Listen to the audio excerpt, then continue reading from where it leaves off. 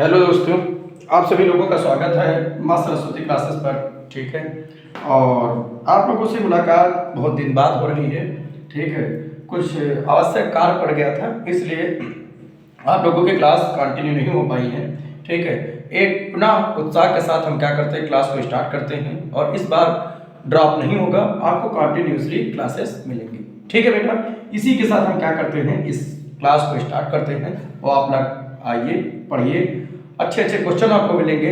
Like करिए, subscribe करिए, मन लगाकर पढ़िए। ठीक है, ये अभी जो हाल ही में यूपीपी का एग्जाम हुआ है, ये उसका क्वेश्चन है।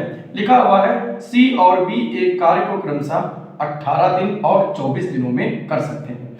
उन्होंने 8 दिन तक एक साथ कार्य किया, फिर सी चला गया, शेष कार्य बी कितने दिनों में पूरा किया। ठीक है, तो यूपीपी में आया हुआ क्वेश्चन है, इसको हम लोग क्या करते हैं, सॉल्व करते हैं। देखिए बेटा, सी जो है वो किसी कार्य को कितने दिनों में कर रहा है, तो 18 दिन में कर रहा है।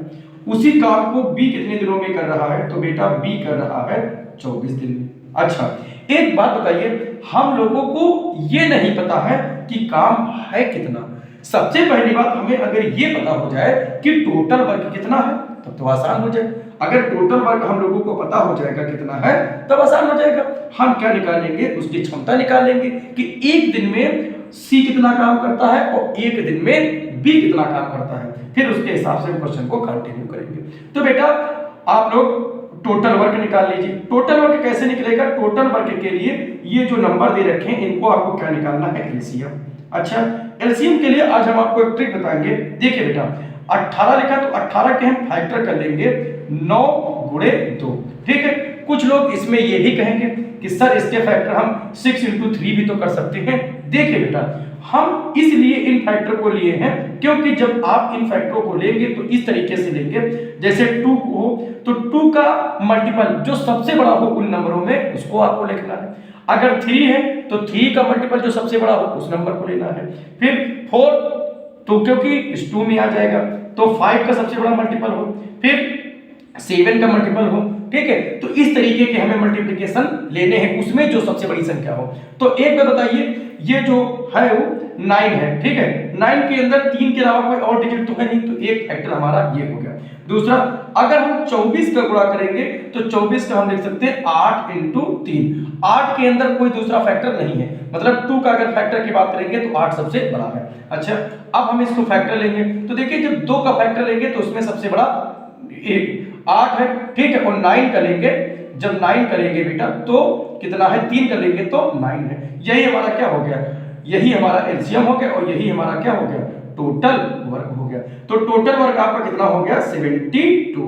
अच्छा, इतना तो टोटल वर्क हो गया। अब हमको क्या निकालनी है, क्षमता निकालनी, मतलब कि इफिशियंसी निकालनी। तो इफिशियंसी निकालने के लिए भाई टोटल वर्क है 72, ये 18 दिन में करता है, तो एक दिन में कितना काम करेगा, तो सीधे सीधे 8 इंटू कितना है 9, और ये कितना लिखा है 9 इंटू 2 लिखा है। ठीक, तो 9 से 9 यहाँ कैंसिल हो गया, 4 दूनी 8, यानी कि सी जो काम करेगा एक दिन में कितना काम करता है, सी 4 काम करता है। ठीक है, उसी तरीके से हम किसका निकाल लेंगे मेरे प्यारे बच्चों, उसी तरीके से हम बी का निकाल लेंगे। तो देखिए, बी के लिए 8 इंटू 9 लिख दिया।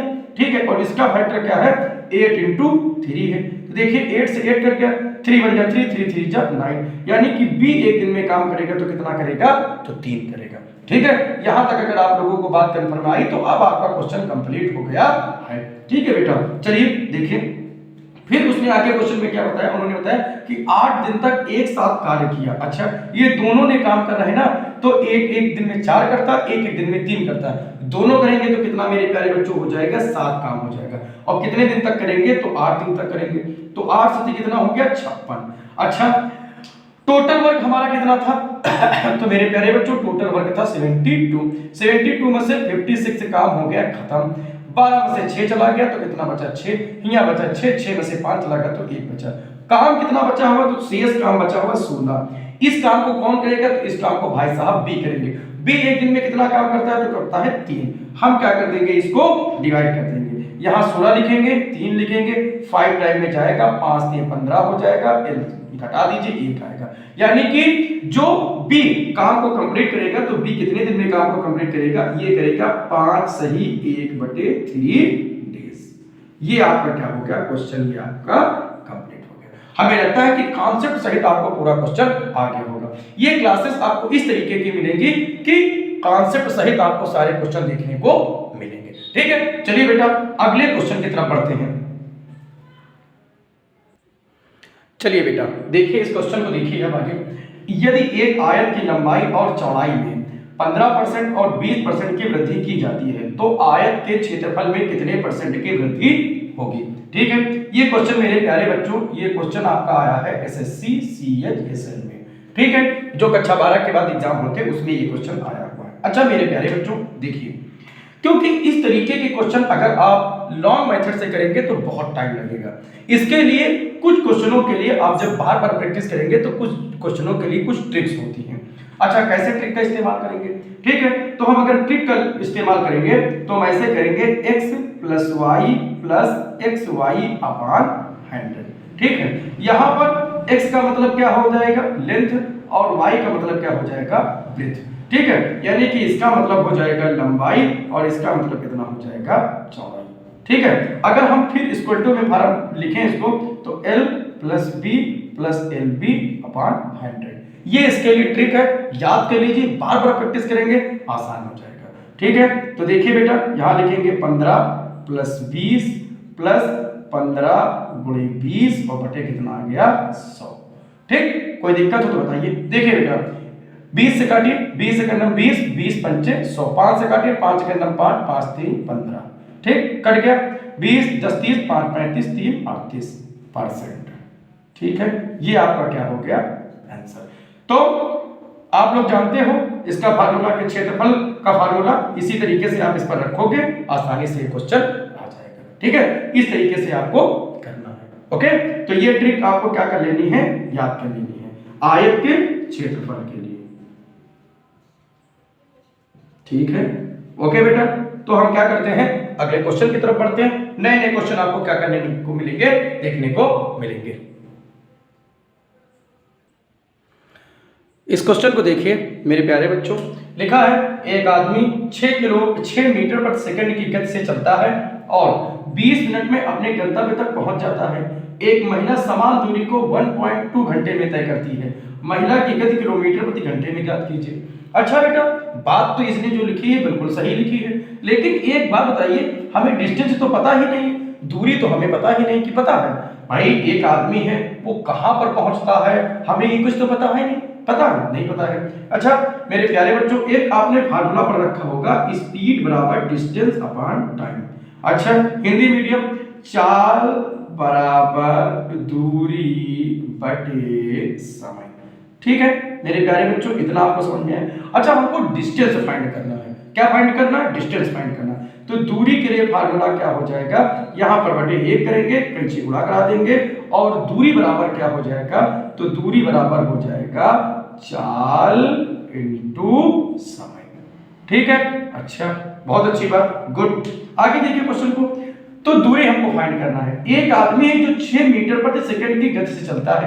अच्छा स्पीड आपको कितनी दे रखी है बेटा, दे रखी 6 मीटर प्रति सेकंड, यानी कि चाल हमारी कितनी है 6 है। अच्छा उसको टाइम कितना लगता है, और 20 मिनट में। अच्छा 20 मिनट में पहुंच जाता है। मेरे प्यारे बच्चों आपको एक बात बहुत अच्छे से ध्यान करके रखना है कि जब आप क्वेश्चन लगा रहे हैं तो अगर स्पीड मीटर प्रति सेकंड में दे रखी है तो एक बात याद रखिएगा, जो डिस्टेंस हो वो मीटर में हो और जो टाइम हो वो सेकंड में होना चाहिए।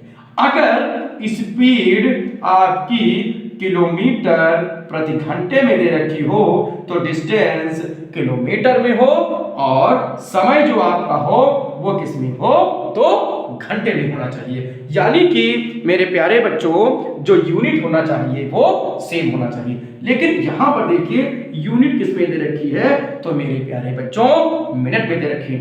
तो मिनट से जब हम सेकंड में इसको चेंज करेंगे तो किससे गुणा कराएंगे मेरे प्यारे बच्चों, 60 से गुणा करा देंगे। ठीक है, अब देखिए ये किसमें थी, मीटर पर सेकंड में, ये मिनट में था, और हमने क्या कर दिया, 1 मिनट बराबर आपको पता होगा कितना होता है, 60 सेकंड। तो यहाँ अगर 20 मिनट दे रखे तो इधर 20 से गुणा करा देंगे और इधर 20 से गुणा करा देंगे, तो जो हमारा टाइम है वो यही तो लिखा है 60 इंटू 20। देखिए 20 इंटू 60, और हमारी चाल कितनी है, तो 6 मीटर पर सेकंड। ठीक है, यानी कि जो दूरी आएगी वो किस में आएगी, तो वो मेरे प्यारे बच्चों मीटर में आएगी। ठीक है, चलिए आगे इस क्वेश्चन को हम क्या करते हैं, कंटिन्यू करते हैं। बहुत ध्यानपूर्वक क्वेश्चनों को समझिए बेटा, ये क्वेश्चन एमटीएस में आया हुआ क्वेश्चन है। ठीक है, कॉन्सेप्ट क्लियर करते रहिए। चलिए बेटा, तो डिस्टेंस कितने निकालेंगे, तो निकालेंगे 6 दूनी 12, 12 छंग 72, कितना आ गया 72। और मेरे प्यारे बच्चों एक ये जीरो और एक ये जीरो, तो आ गया ये, और ये दूरी हमारी आ गई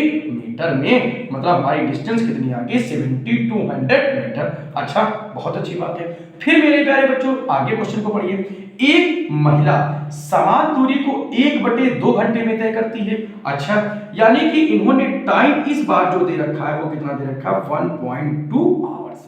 तो जो डिस्टेंस हमको लेनी पड़ेगी वो किस में लेनी पड़ेगी, किलोमीटर में, तभी तो स्पीड किसमें आएगी, स्पीड आएगी किलोमीटर प्रति घंटे में। अच्छा, आप लोगों को पता है, अब हम इसमें क्या करेंगे, कुछ भी नहीं करेंगे, 1000 से इसको क्या कर देंगे, डिवाइड कर देंगे, तो बटे कितना कर देंगे, 1000। मेरे प्यारे बच्चों 2 जीरो से 2 जीरो कट गया, 72/10, इसको हम लिख सकते हैं 7.2।